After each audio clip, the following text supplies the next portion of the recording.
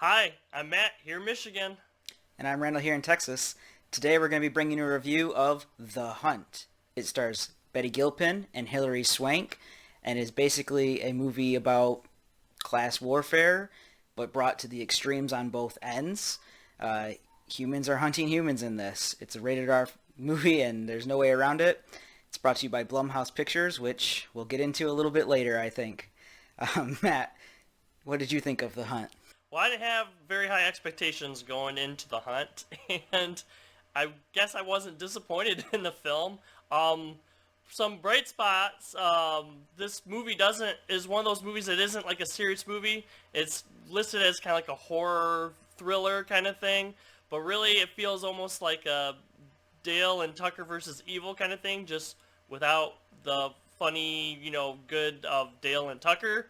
But there were a few, over the top deaths in this film that I actually laughed at, and I think those were probably the bright spots when I actually, was able to chuckle a little bit at the outrageousness of some of those deaths.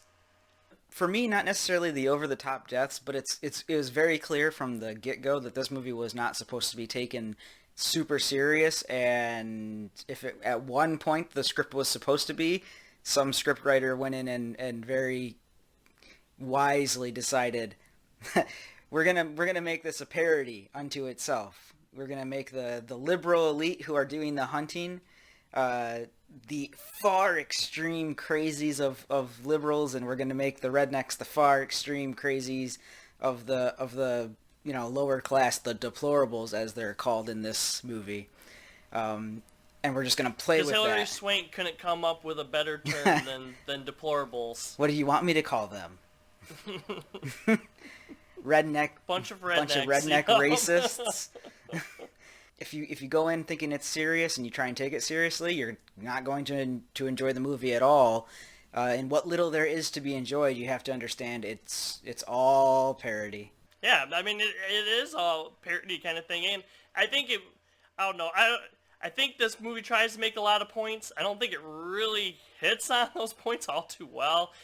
It absolutely doesn't. No, it's not. It's not gonna make. It's not a thinker movie. It's just blunt in your face. It's not one of these movies that's trying to make fun of like one side or like the other. I think it's like trying to go make fun of just extreme ideals and stuff like that. The one person that really doesn't fall into the categories is Betty Gilpin's character. I think her name was it Crystal in this one. Crystal. Yep, Crystal So with an A. Crystal Matt. with A. Crystal with an You may A. know her. She was in Glow. She played Liberty Bell in that one for people who watch the Netflix show Glow. But she's the only person that really doesn't really fall on one end or another. There's a big thing through this movie where it's kind of like the killers want the prey or whatever to know why they were selected. Like it's because of their views, and they want them to realize what those views were that they selected them for. And you know Crystal is just like, I don't really care, to know why they're killing me. All I need to know is that people are trying to kill me.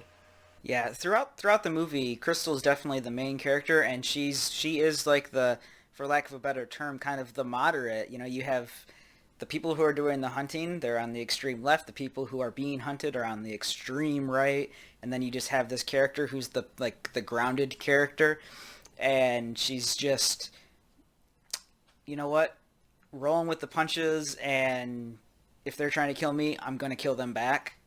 And it's alluded to. She obviously had military training of some sort because she served in Afghanistan. There's a spot in the film where they point that out.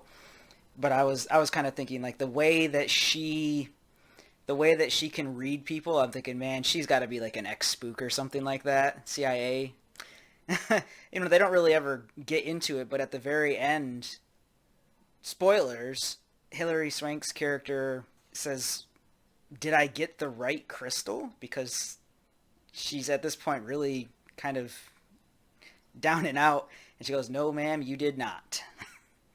And even then, you're still kind of wondering, well, did she?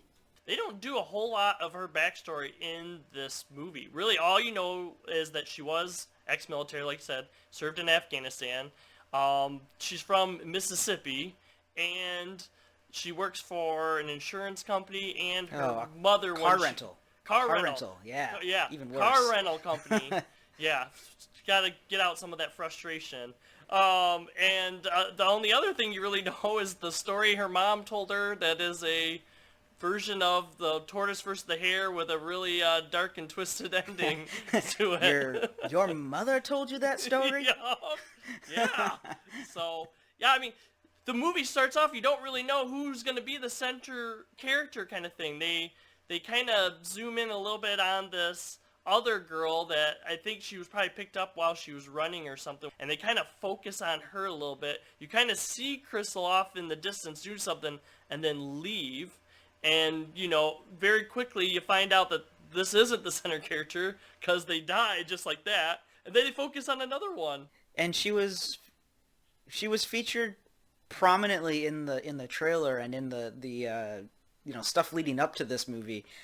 And yes, it's kind of like what they did with Drew Barrymore in Scream, where it's like, oh, Drew Barrymore's in this movie, and then she's just out in the first 10 minutes.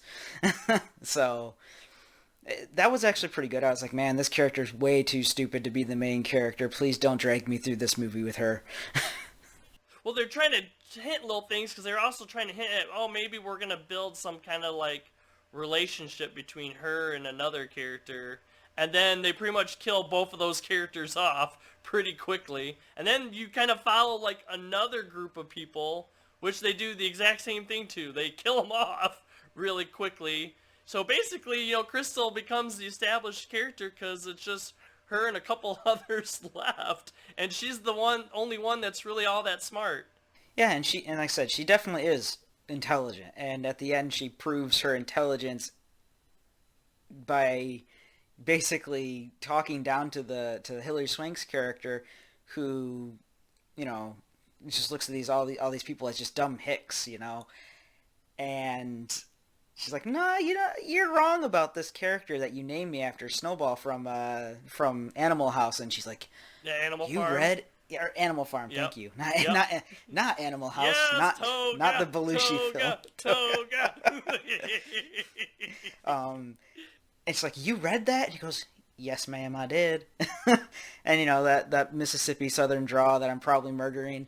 Um, so she's like I said, she's a very smart individual, and I tend to lean towards the side of that. The picture they were using pictures to identify all these people, like who they want to hunt. I assume that she happens to be in the picture, but it's the person giving her the finger who they were actually supposed to be targeting, Who just happened to also be named Crystal. who just happened to also be named Crystal with an E instead of an A. Like, I want to believe that. I don't know that that's the truth, but that's my fan fiction for this movie. I think maybe one point the movie's trying to make is that you shouldn't really just judge people by where they're from or whatever, or it's basically like don't put people into like groups. That's why it's kind of making fun of some of the far left, far right ideology and stuff like that kind of thing. But I don't know. I think this movie could have been written a little bit better. Well, I guess it depends on whether or not you look at it as someone came out and they said, we're going to do strictly parody and we're not really trying to go hardcore at these points. We just want them to be surface level. Then they accomplished that goal. If they were trying to be smart about it and get all of their points across, and make you think about it, then they did not do that. Well, you were talking about like the Animal Farm stuff. I mean, I don't know. To me, it almost seems like out of place when you reference something like that literature. It's almost like, hey, we're trying to be smartsy or whatever with this. Well, I took it almost as like an inside joke. Like if you get it, you get it. If you don't, you don't. And it doesn't hurt the movie. It's just, everyone's more or less heard of Animal Farm. In broad strokes, whether or not you read it. Most people used to read it in high school. I don't know if it's allowed in high school anymore, honestly. Who knows? But it didn't hurt the movie, but if you understood that character, the pig, it's a pig, then then it probably helped your understanding of the movie a little bit more. Well, because that's the thing too.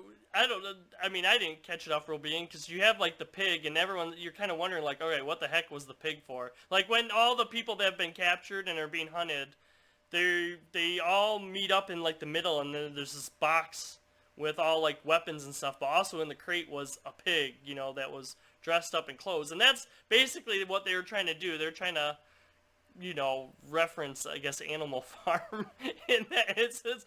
And then they, finally comes around like, okay, so that's what the pig was for. So, like, Hilary Swank's character is big into the Animal Farm metaphors in this movie, and yes, the pig is literally there for that. And even at the very beginning, even say you're an Animal Farm expert, you probably wouldn't have made that connection until they call the pig Snowbell. then the wheels start turning. I'd like to say one thing. Like I said earlier, this is from Blumhouse Pictures, and man, in like a month, maybe a month and a half span, they've done Fantasy Island, which was terrible, like terrifyingly bad, and then they did The Invisible Man, which we have a review for. Go check it out, which was actually really well done. And then you have this, and it's just like it's solidly mediocre. Like, you know what? They've covered all of their bases for the month, and they have like a ton of films coming out this year. I'll tell you, I'm glad I did not pay $12 for the movie ticket to see this movie. I have a subscription service, so I just pay monthly, and I can see 3 movies a week. So, I feel bad for some of the people that paid $12 Yeah. to go see this film. I would not say go see this film in theaters. Like I would avoid it in theaters. Maybe when it comes out on video, if you're just like in for a good parody laugh, okay.